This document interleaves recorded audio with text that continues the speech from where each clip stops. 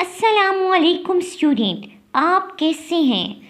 आज हम chapter number 9 के एक्सरसाइज शॉर्ट क्वेश्चंस को डिस्कस करेंगे।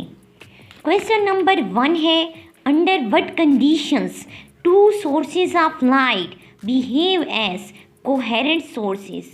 वो कौन सी कंडीशन है जिनमें दो सोर्सेज ऑफ लाइट एक कोहेरेंट सोर्स के तौर पर बिहेव करते हैं। Coherent sources are these sources which derived from single source। तो ऐसे sources जो एक single source से बनते हैं उन्हें coherent sources कहते हैं।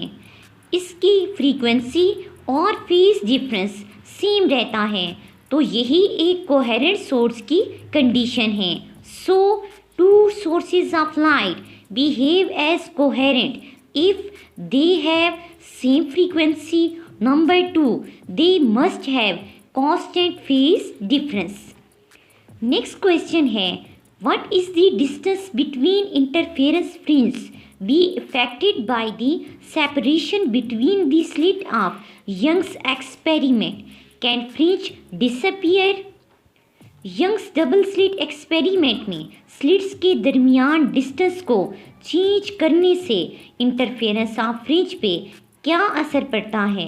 दूसरा इसका पार्ट है, क्या फ्रिंज डिसअपियर हो जाती है। तो फ्रिंज स्पेसिंग का फॉर्मूला है student, delta Y is equal to lambda L divide by D. Delta Y यहाँ पे फ्रिंज स्पेसिंग है और ये फॉर्मूला बता रहा है delta Y is inversely proportional to the distance. So fringe spacing का डिस्टेंस के साथ इन्वर्सली रिलेशन है। इसका मतलब हुआ अगर हम डी को बढ़ाएंगे तो डेल्टा वाई कम हो जाएगा और अगर डी को कम करेंगे तो डेल्टा वाई ज़्यादा हो जाएगा। Since fringe width or spacing is inversely proportional to the slit separation, so by increasing slit separation fringe width decreases or vice versa। Next part का आंसर है, can fringe disappear? Delta Y is inversely proportional to the displacement. If separation between the slits is large then fringe spacing is become very small, so fringe disappeared।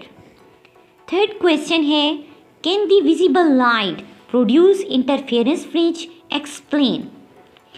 क्या visible light से interference fringe को produce किया जा सकता है? तो इसका answer है yes, interference fringe can produced with white light। For example, colors produced in thin film of soap। Since white light consists of 7 colors, each color produces its own interference, hence a diffused pattern is observed। इसका मतलब हुआ visible light से हम interference pattern को observe कर सकते हैं। जैसे उन्होंने एग्जाम्पल दी कि आप सोप को देखें कि अगर सोप के बबल्स में वाइट लाइट पड़ती है तो वो डिफरेंट कलर्स के पैटर्न देता है, इसको इंटरफेरेंस कहते हैं।